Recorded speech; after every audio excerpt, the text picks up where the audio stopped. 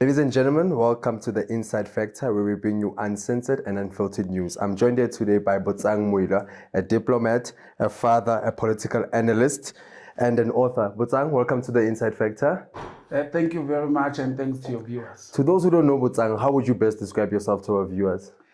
Well, that's much more of a difficult one, as you already said in the opening remarks, that I'm a former diplomat. Actually, there's nothing called former in diplomacy. I always tell people I am a diplomat because it's a profession that I keep. I am just no longer working 100% in that space. But I'm a township boy, born and brought up in Motlaki in Randfontein. I grew up in the Pan-Africanist politics in South Africa and joined the government towards the end of the apartheid government. And there's a story behind that. I actually joined the government in 1993, but it was a deployment of the PAC to do some undercover work within the government of the then apartheid, especially during the negotiations time.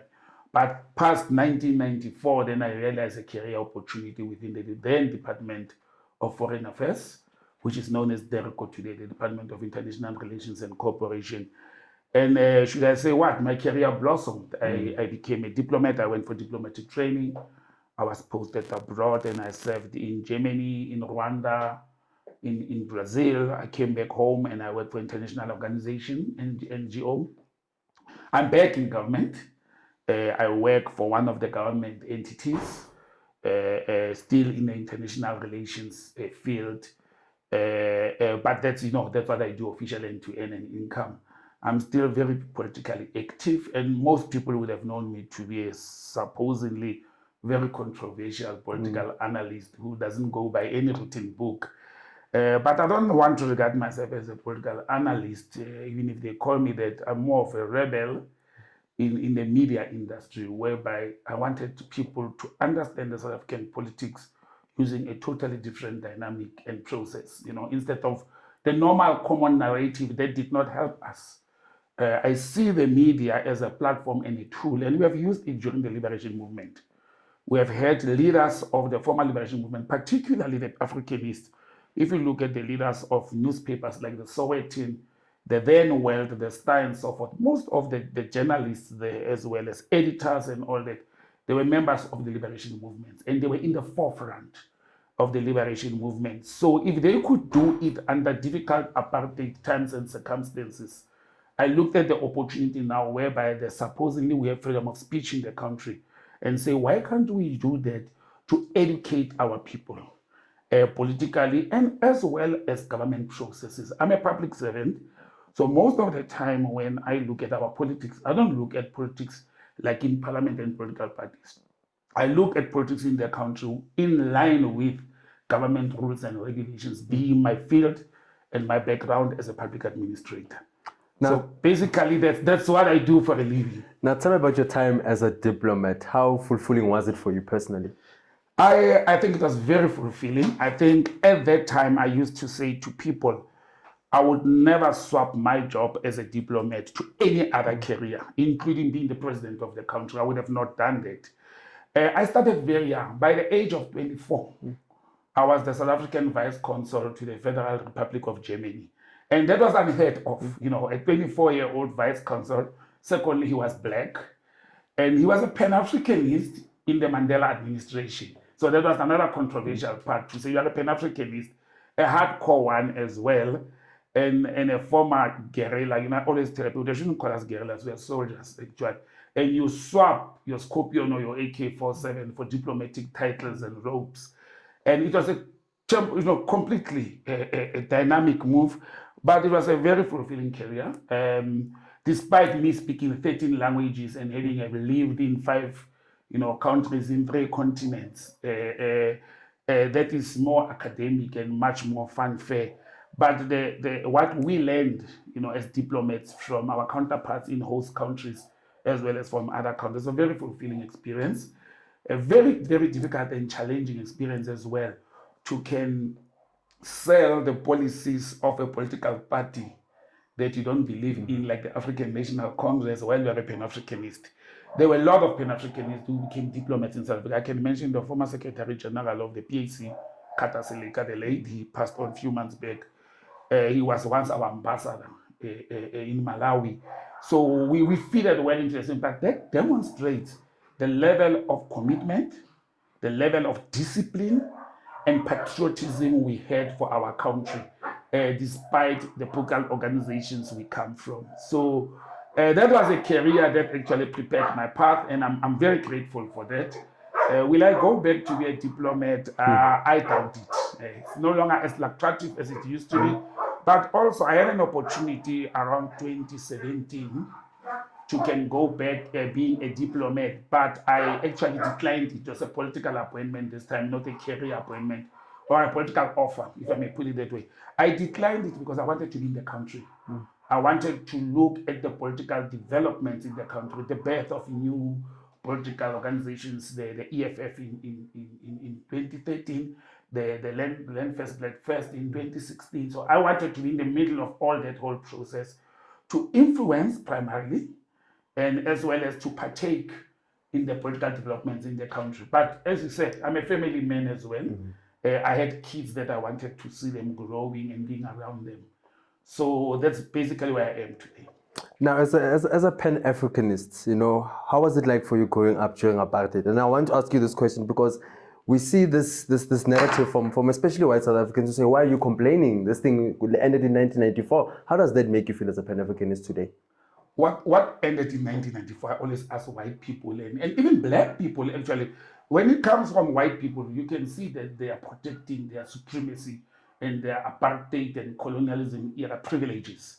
But when it comes from black people to start asking questions, but this thing stopped in 1994, we cannot blame apartheid anymore. We had ANC for 26 to 27 years that they've been in power. Then they don't know what they're talking about.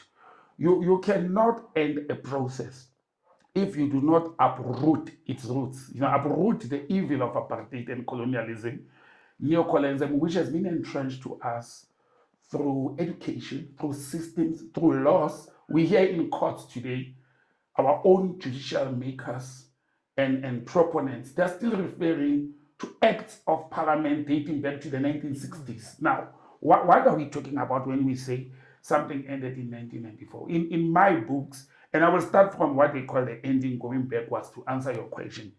Nothing ended in 94. We just changed the color of people who are occupying the union buildings and parliament. That's what happened. We changed the color. We put more black people, the same number of white people. And I will tell you why do I say the same number of white people. Because the apartheid regime had a lesser number of MPs than the current dispensation. So if they had 200 MPs at the time who were lily white, or almost 180 of them were white and 20 of them were Indians and 2 were colored people or the so-called colored people, you still have those same numbers sitting in parliament. They just added 200 more seats of black people. The rules didn't change, the practice did not change, the laws did not change. Even basic things that people who have studied economics will tell you where you are sitting when you conduct any form of business, whether it's an interview, whether it's work, it influences your mind and your thinking. Now you have an office where PW Bota, Vervoort, de Klerk were sitting. You still have Mandela, Mbeki, Zuma, and everybody else sitting in the same environment, same office. They may have changed the colors, they may have changed the furniture. Those are the changes people should talk about. That me and you, we can sit in a public park with white people and share toilets and share restaurants. But the mindset of the people, and that's where the Pan-Africanism and the black consciousness come in, to say more and more people, even within the Charterist camp, the ANC camp, are saying Biko and Sobiko were right. We should have listened to them. They may not have had the influence and the numbers. The PAC and Azapo, which joined the negotiated political settlement bandwagon at a later stage, they didn't have the resources. And colonialists and imperialists don't play. They were not going to allow organizations like the PEC and Azapo to flourish and grow. They will never pump money into them like they've done to the ruling African National Congress. And for clear reasons, that those two organizations, as an example, they will disturb the comfort of the white colonial settlers in South Africa. And when I refer to white colonial settlers, I don't talk about merely people with a pigmentation that's pink or white, whatever you call it, that we want to unsettle. We are talking about the owners of the economy and the land, the people who own the capital of this country. As recent as last week, I was informing some of my colleagues that when you look at South Africans who are between 59 and 60 million, according to the census, if we take the size of South Africa, the country, and divide it by 60 million people, each and every individual alive in this country will own 2,500 hectares of land. That's how much this country is rich. And anybody can go and do the calculation. We can own 2,500 hectares of land as an individual if we divide this country equally. But we know that will not happen. Why? The imperialists have invested in the ANC. They started investing in the ruling party when they introduced the Freedom Charter to the ruling party. And that's where the Africanists within the ANC were dislocated. And it started there. It's catching up with us today. Because the same people that dictated the policy position of the then ANC liberation movement are the same people who are funding the ANC. We saw it through the Justice Zondo Commission, how it actually came out. I said to people, over 90% of people who appeared at that commission are from the ANC. The remaining were the funders or those who were in cahoots with those ANC ones. I still have to see an AZAPO, a PAC, a UDM, members being called in there to testify. So you can see what the imperialists are doing. They funded the former liberation movement. They're in control of them. Once some of the people inside the ANC started realizing that it looks like we're being pulled by strings and being controlled, and they started rebelling. They started conducting themselves in a manner that's not approved by the funders. Then the funders started pulling strings, and that's why they created the infighting within the ANC. This doesn't come as a surprise to me. We have predicted it long ago, and that's why they couldn't break organizations like AZAPO and PC the way they've infiltrated the PC. They have been infiltrated. It is very painful for us as Africanists to see that the Africanist camps can't rise and take advantage of the opportunities that's happening. Actually, the EFF, being a breakaway charterist organization, they took advantage. They took the policies of the PAC and they ran with it. And some of us were in the forefront of that to say, here's an opportunity, because politics work with numbers. Julius Malema will have numbers, but he will not have a political ideology and philosophy, despite the Freedom Charter. So the best thing they could do was to take the Pan-Africanist Manifesto and put the land question first in the EFF manifesto. But the residual of imperialists infiltrating a potential dynamic organization like the EFF came into power. Money started playing hands, and the EFF today is being reduced to what the ANC is. They are not saying and doing anything different. You may say something on television, but what you do in real life is completely different. And that's where the challenge is. And somebody asked me, will the Pan-Africanist Congress of Azania or the Azanian People organization rise and come and become affordable? I doubt it. I think the damage, it is so deep, and the organizations have problems themselves, among themselves, the leadership, fighting for leadership positions. So the damage is too much deep in. And also the resources. To run politics all over the world, you need a financial masses and resources. And trust me, the PAC and AZAP are not going to go and compromise and sell their souls for money. They will not do that. And we have seen the birth of the Black First Land First. Same platform. Good message that is coming to black people, and the only political party in South Africa that is talking about blacks and blacks only. We have seen what has happened, the lack of resources. The white people actually took the BLF to court to force them to change their constitution to be able to accept white people. We know they will not join, but you can see how imperialism works, to dislocate them, separate them, cause infighting amongst them. Let's look at what's happening in the ANC today. Do you think there will be a repair in that? I think the ANC has reached its state of final affairs, and I don't see them coming up and saving themselves as an organization. Now, looking at where we find ourselves today, South Africans, do you think that our then leadership could have approached TRC and CODESA differently?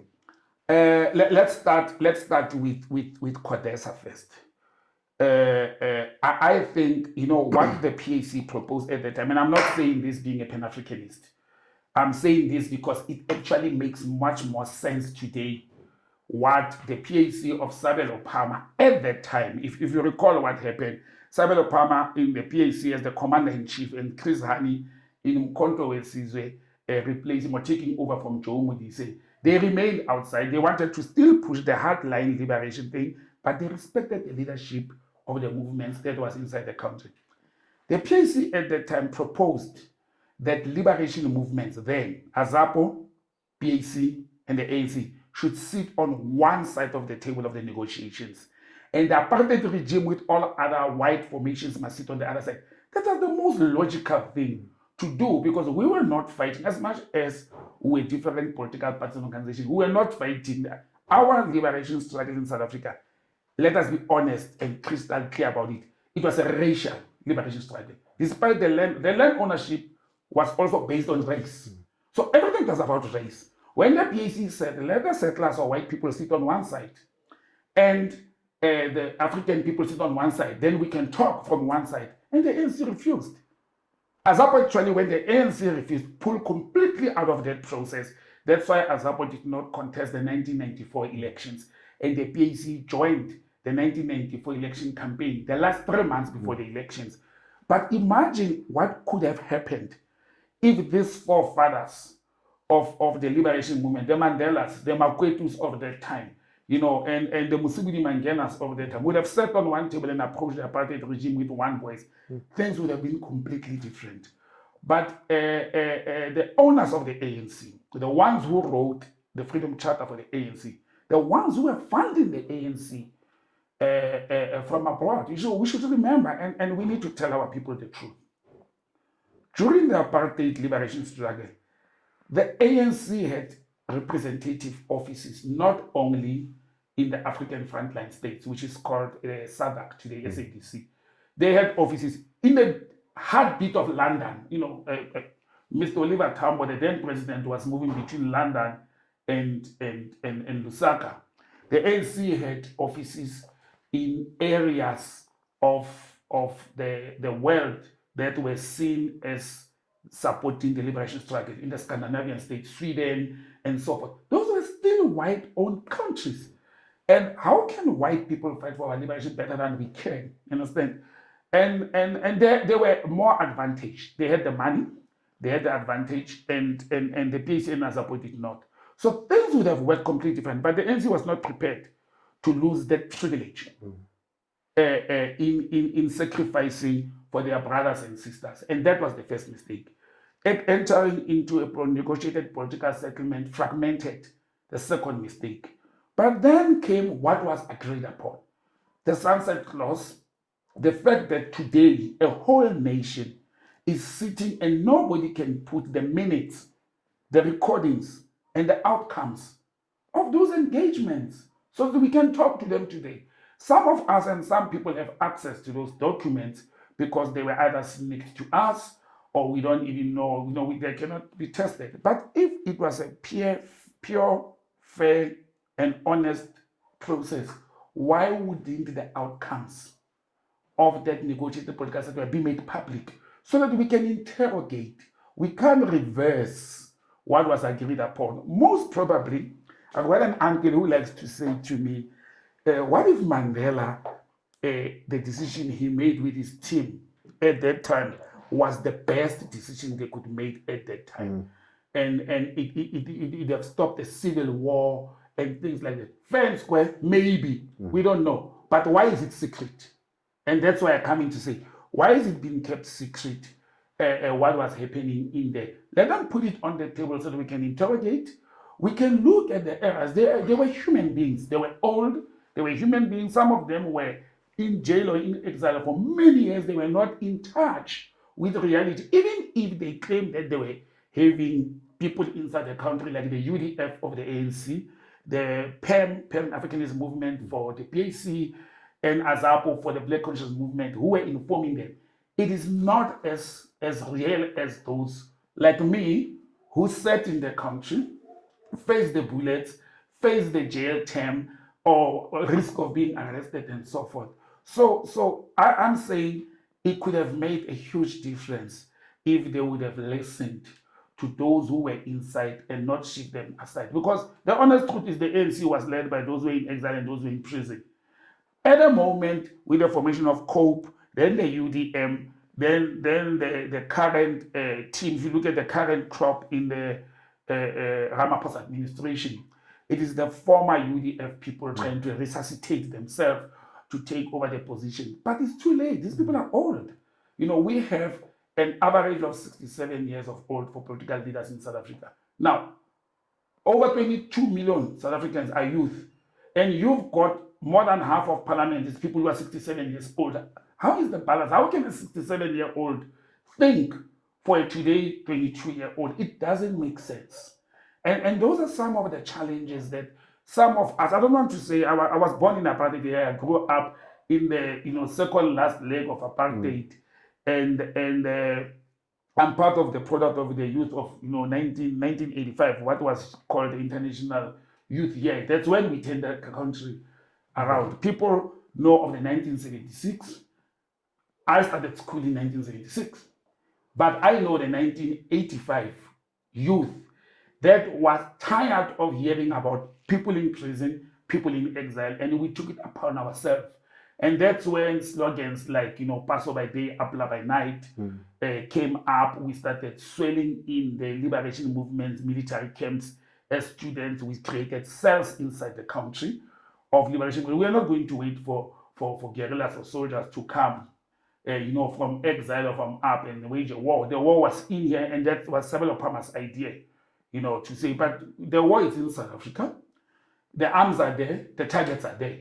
So why do you want to come out and get training and march front? You'll be arrested, and most people were arrested. I've never been arrested, and I was very active in a military liberation struggle under the nose of the apartheid regime, and not even once they got close to arresting me. And it's because of the training I received. And earlier on, I mentioned the journalists that we were using. To the shock of many people, it's in my biography.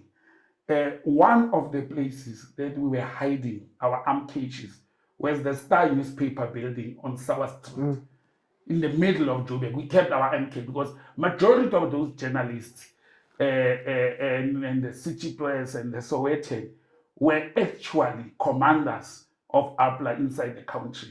I was laughing one day with Nsikima Zwayi that I was telling her that how we had arm cages in her home, and the father, Dr. Mazwai, didn't know because the mother was actually the real APLA force and commander. The father was an active PAC member, and I was telling her how the sofas looked like in her home, and we left arms in the house, and the father didn't know until he called us for a meeting to come and brief us that we are misbehaving, we are rowdy, and then we had an opportunity to take our arm cage out of his house. So those are some of the challenges of growing up under the apartheid regime, when people of my age were playing with the then so-called BMX bicycles and balls. I was playing with firearms and hand grenades. Do you think it's time for reparations? It's long overdue, and I don't want to call it reparations. And I will bring my diplomatic background into that. You see, when the Nazis or the so-called Holocaust happened in Germany and the other areas, the United Nations organization at that time declared that an act against humanity. People were killed, people were moved, and so forth.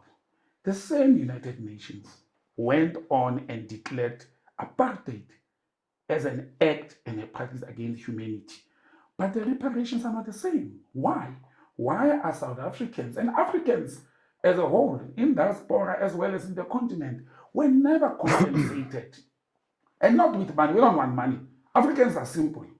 They want the land back. The only way we can be compensated and reparations are paid to African people is for their dignity to be restored. The only way to restore a dignity of a human being is to give them what belongs to them. And when we speak of land, and I always tell people, and I will quote this in all my interviews, I'm not taking land for me to go and build my shack or my house or your townhouse. That is not what we are talking about.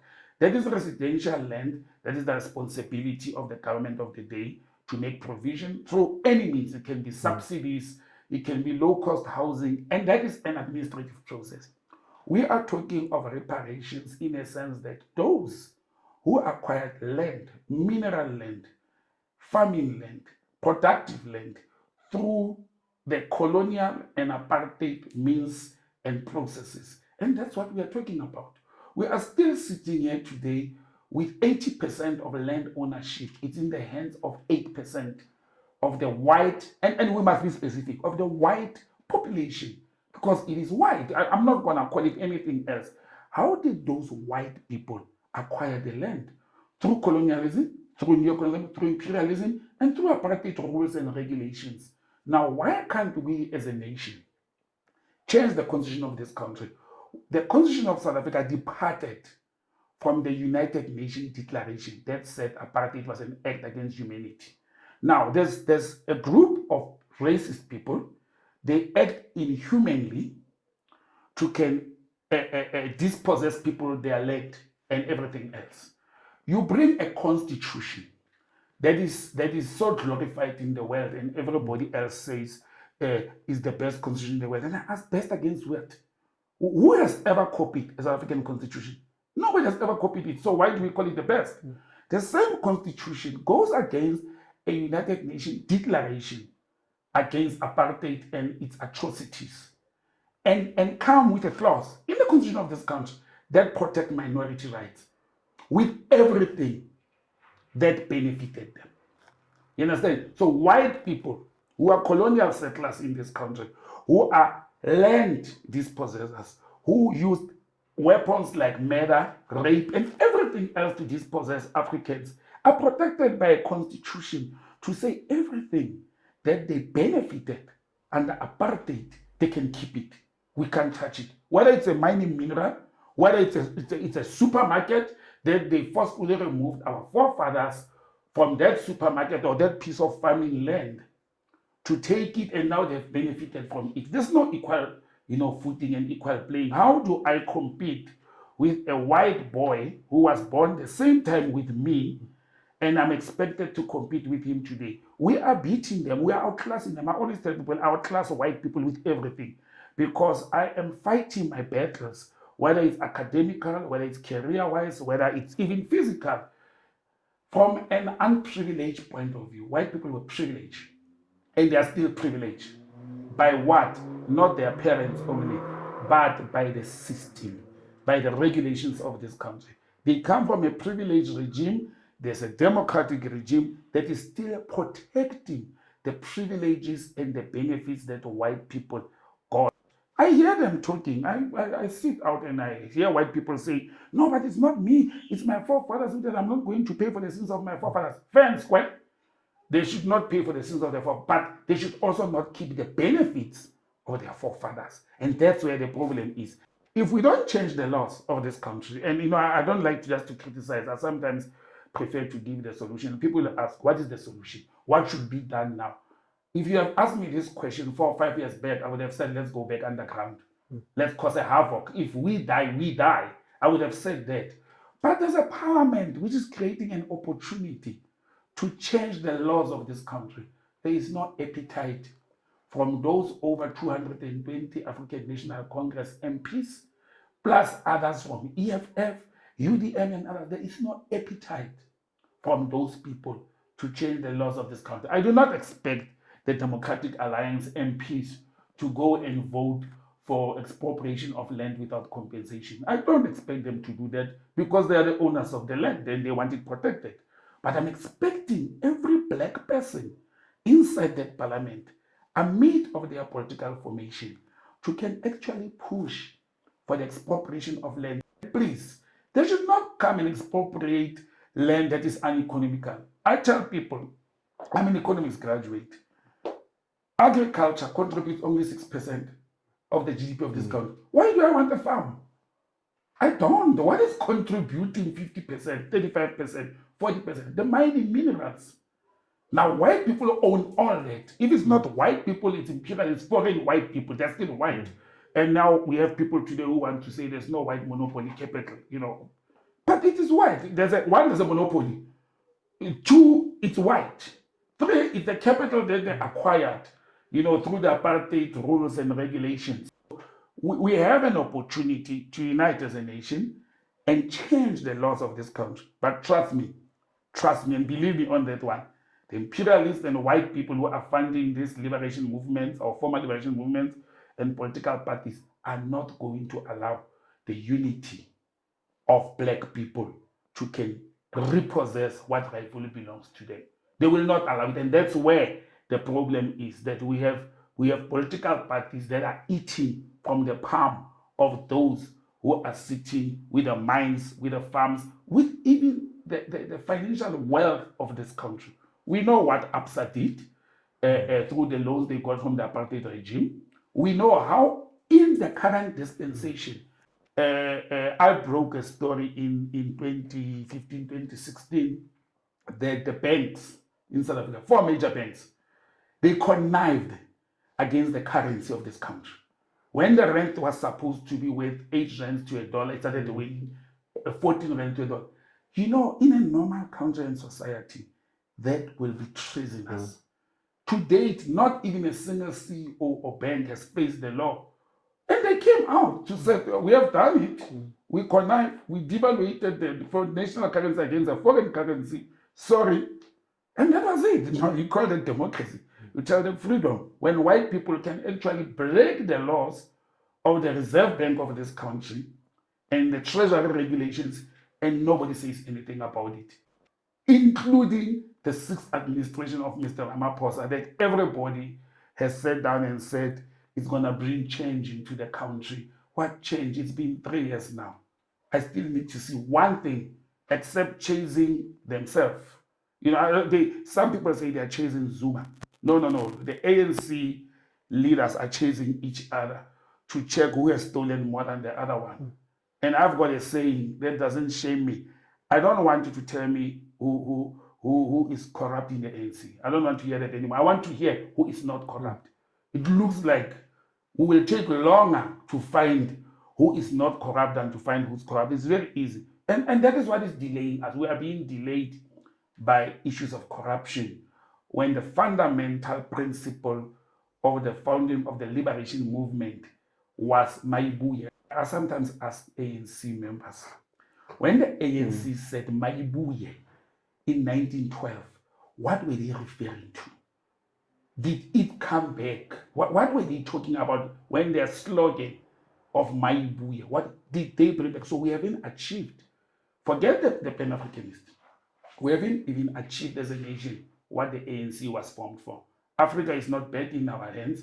The land, it is still in the hands of the settler minority people that acquired it illegally and using inhuman ways.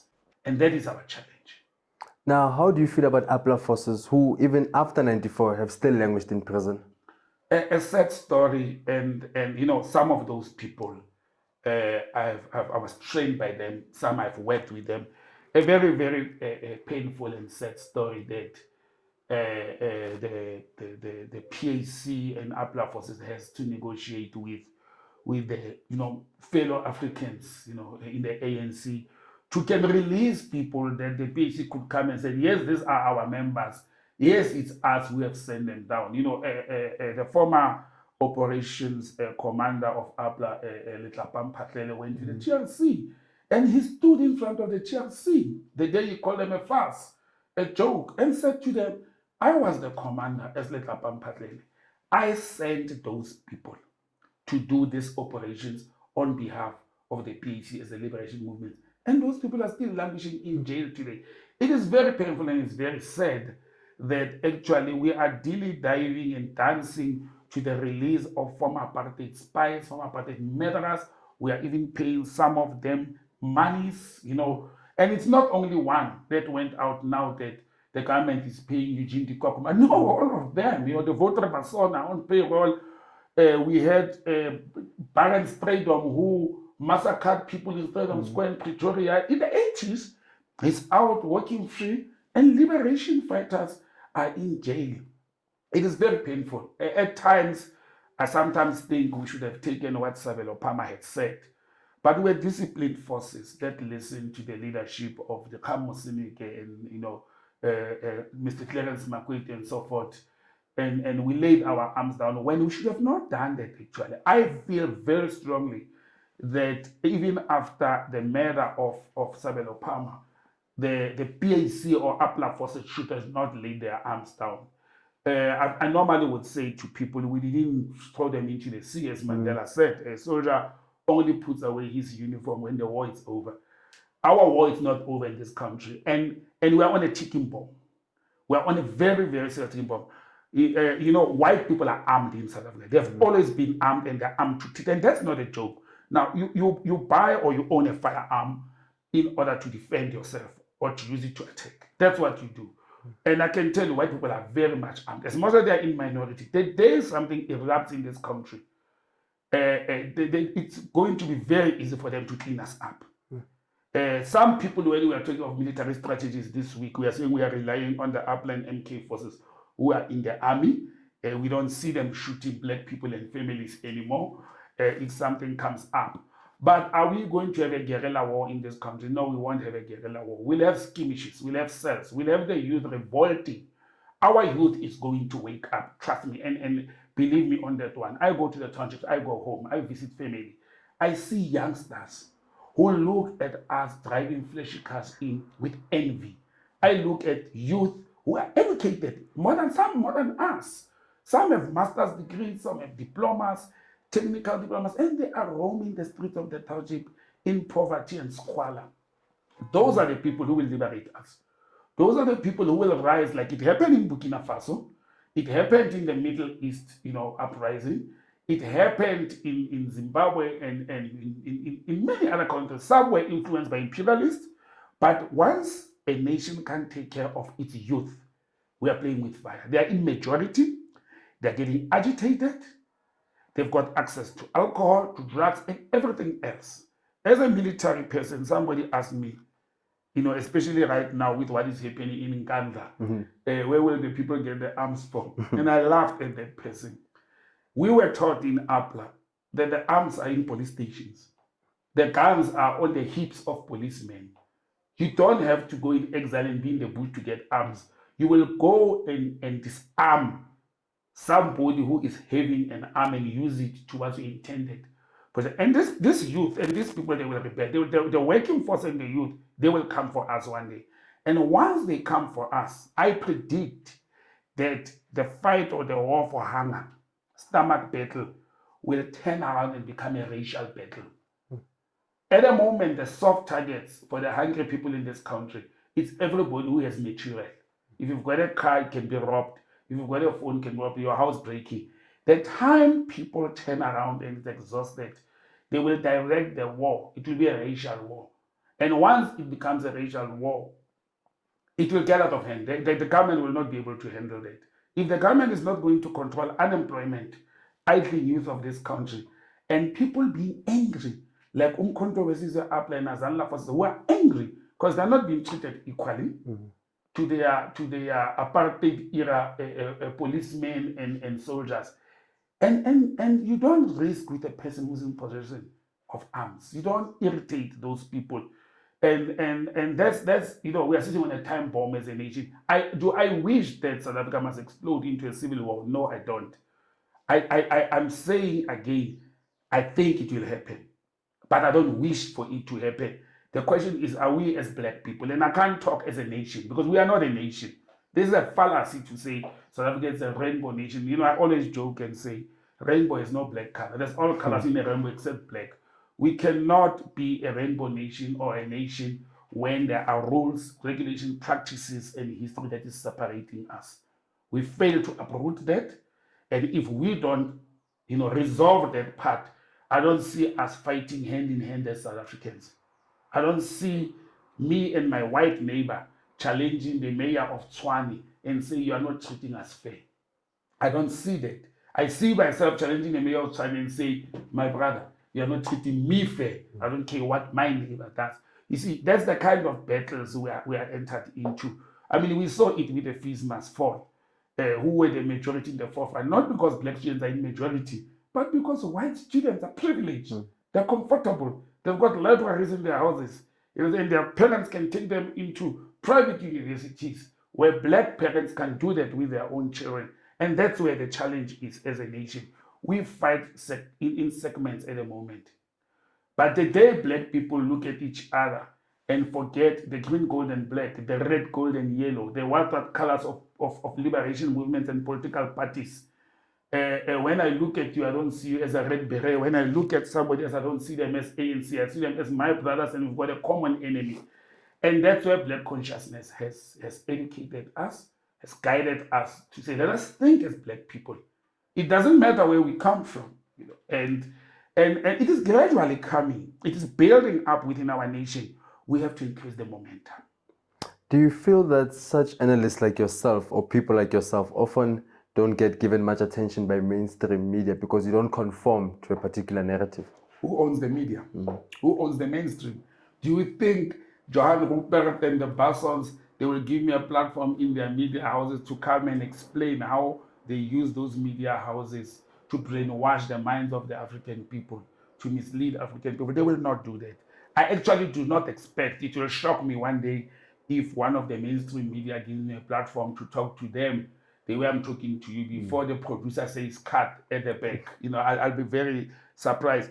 But I think what we should do as analysts who are not aligned to any faction of the ruling party or to any political party, we must rise as black people and use opportunities and platforms that are there today. You don't need, I don't have, I have a TV screen in my house, but I don't subscribe to any of the normal main news and so forth, because what they say already on the news at 7 p.m., which is supposed to be the main news bulletin of the day for all channels, it's already on social media. So social media is a very good platform to you reach more audience. It's faster.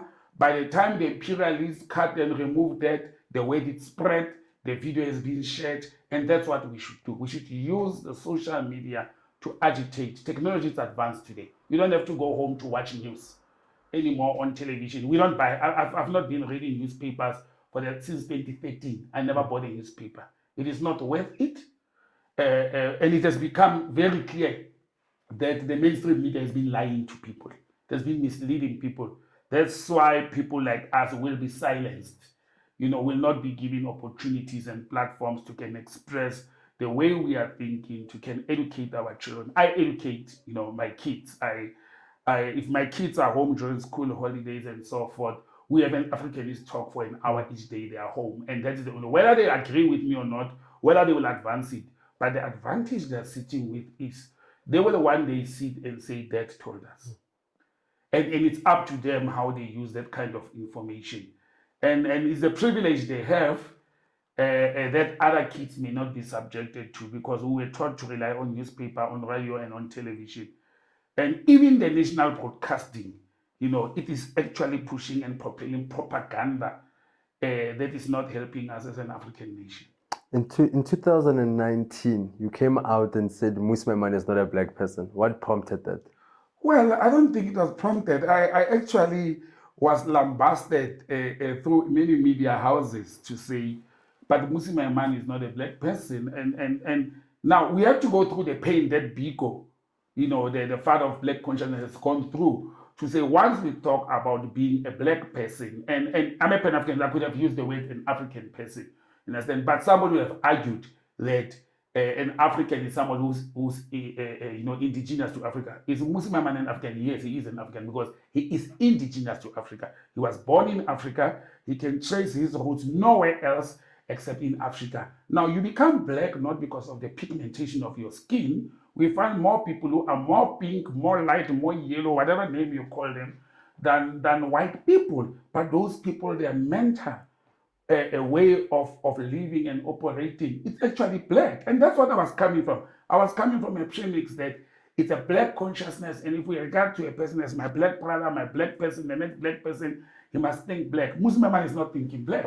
Musi Maimane was pushing the agenda of the Democratic Alliance. It is not a secret. The Democratic Alliance, which was a merge and a formation of the former apartheid era Democratic Party and the National Party, and to some extent, the racist, verkramte extremist Africanist, Africans or Afrikaners movement and so forth. Now, how can you regard that person as a black person when there is not even an element of fiber in his thinking as a black person? If you are pushing the agenda of an organization that is anti-black, you can't be a black person. It's not possible. And they asked me in one of the TV interviews, then what is he? I said, it's non-white. Because we don't stop at black and white. There's non-white.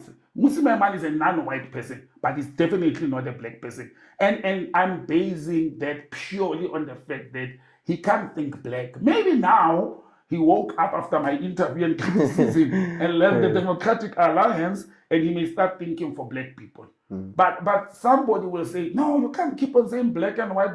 But it is black and white, and we did not start that. Black people never referred to white and us as black and white. We're Africans, they were Europeans. They are settlers, we're indigenous. They, because of mental education and colonialism, saw white as a privilege, as pure, as clean, and they regarded themselves as white. Let them stay white. Biko came and many other African leaders who kept us as black, and we are proud to be black people because we want to think for black people first. I don't want to think for white people. Do I hate white people? No, I don't. I don't have a room and a heart to can hate white people. And why? Because that room and heart is 100% taken by my love for black people. Now, when you have a wife or a spouse that you love 100%, it does not mean you despise other people who are not your spouses or other women or partners. It does not mean you despise them. It means your heart is with this singular person. And the same as that. But I'm not going to be apologetic about it. I won't beat up the bush. I've explained myself over and over. I'm not going to refer to a black person as black because merely his pigmentation is as dark as mine. We have many dark-skinned people in Africa, and their brains are in London and in the US. And we have, if you go far North Africa, even in South Africa, we have fairer-skinned people who are like, people call them yellow bones today. Now, are you going to say to me, I must refer those people as the so-called coloreds or yellow bones or what, not as black people, when they are thinking, their conduct and their behavior is black?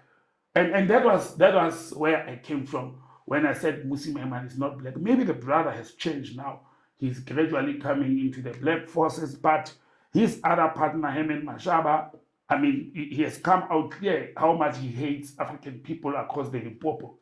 You understand? He hates everything about them, and he loves everything about the Chinese and the Asians and the Europeans. And he calls people illegal immigrants from across the Limpopo and Africa as if illegal immigrants in this country, they don't come from Asia. We have so many Pakistanis, what do you call them? And we should not run away from such debates and engagements to educate our people, to inform our people. What do we mean when we say people are black? Let Muslim Imani go and do things for black people and for black people only first. Then he can go and kiss and hug his white friends and family members. There's nothing wrong with that. But you must think black first, then the rest shall follow. Now, first of all, I must commend you for having African classes with your children every single night. Do you think that there is a direct failure from the government to teach black consciousness at school and the works of your Krizanis? It was a deliberate. There's never been an attempt. The little information, I've seen a grade 5 history textbook that has distorted the history of Sobuke. Distorted. If you go and you read that book, actually, I think Pan-Africanism must go and take this matter to court, whereby they are creating an impression that Sobuke was living in a house in Robben Island when other people were in prison cells. But we all know that's not the truth. That's a lie. It was actually a cell in solitary confinement, and they call it a house. And I think there was a deliberate intent to not teach Pan-Africanism and black consciousness in schools in South Africa, because that would have awakened the mind of an African child. Because that is the truth. You can't distort that info if you want to put it out there, because people like me will come and challenge it. But I think that's the deliberate intent. That's why you don't hear the mention of such people in the history of this country. The history of South Africa that is being taught our children at school must be rewritten, and it should only be rewritten by black people and nobody else. Because then we can tell the truth that a white person who is writing even Setswana books today to teach Setswana children. You find a Setswana book written by H. Du Plessis. How absurd that can be. You understand? So you can see the intention, a clear intention, and the system has been created in that manner that we inherited an apartheid regime system of education and we've ran with it for so many years. That's why today our children wake up and will tell you that Ntate Nelson Mandela spent 27 years in Robben Island, when actually Mandela himself, in his book, states categorically clear that he did not spend 27 years in Robben Island. But that's what our children are being fed. And I think we should change not only the history, even the manner of education in South Africa. The way people are being taught, what people are being taught. We have not moved with times. We have not moved to say, I hear the government politicians saying we need artisans. What have we done? We killed all technical colleges. But we need artisans. Now, how do you compensate for that? We try to come with FET colleges. They are not well funded. They're not well administered. The focus is not on them. And that's where our artisans are supposed to come from. So the whole education system, it is wrong. People who were taught, we were taught. I'm actually glad that I'm a dropout of a master's, program. Because we were taught to go to school, to have an office, to be mabalani of government, wear a tie and have a big office while we were a slave. The kind of education they're giving us is actually telling us to be slaves. It's telling us to be salaried people. 1 month without that salary, we're bankrupt. And that's where you see there's so much depression. I'm writing a paper now that I've been invited by one of the doctors at UNISA to use it as a master's program thing. And I'm writing about COVID, how it is a wake-up call, how it became a wake-up call, that it caught us pants down. It actually exposed the ANC-led government that we're not ready. We had a government that could not even have beds to put people, and we're not ready. It's a pandemic, yes, there's a crisis, but it exposed how we invested on wrong things.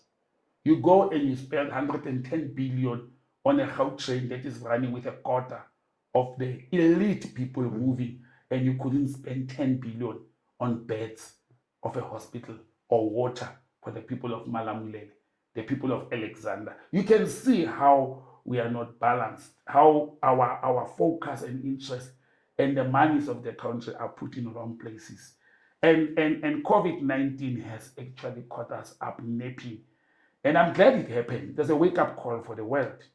Because now you found people who thought having a qualification and a job and you are sitting in an office in Sandton, your future is guaranteed. Things have went horribly wrong that even educated people lost jobs. Companies retrench, companies are closing down. Where are the diplomas and the degrees we were sent to school to that they cannot save us from basic things? And I'm proud of people who actually took advantage. I know of people who started suing, the mothers who used to sew these shirts for us, Ekasi.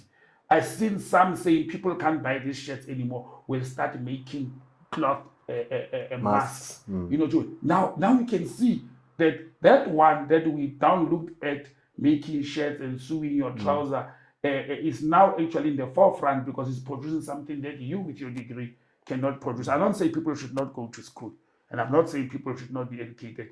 I'm saying our education system should be changed and transformed so much that it will talk to the needs of the country. Now, my final question to you: what is your dream for South Africa? What is mine? Your dream for South Africa? Well, my dream for this beautiful country of ours is for African people to have their land back and with all its resources, and to have a government of non-corruptible public office bearers. I've said at the beginning of our talk, I'm a public administrator. I'm a civil servant, and I can never be corrupted because it is an oath that I took with myself that I am not going to be corrupted. But when you sit with political office bearers, and you must separate the two, must separate the public administrators and public servants, civil servants, from political office bearers. And when you sit with politicians, mayors, premiers, MECs, and MPs, and all that, who are corrupt, who do not care about the well-being of the poor majority people in this country, will never get this right. My dream, to be honest, is to have a government led by political office bearers who care for the people and who are not corrupt people. And that I wish they become younger than where we are today. That's my wish. Botsang Moiloa, thank you very much for joining us on the Inside Factor. Thank you very much, and thanks to your viewers. Ladies and gentlemen, that was it, another hard-hitting episode of the Inside Factor, where we bring you uncensored and unfiltered news. Do subscribe to our YouTube channel at The Inside Factor. Follow my co-host at Tabo Makwakwa, as well as myself at M Mudiba10. Until next time, goodbye.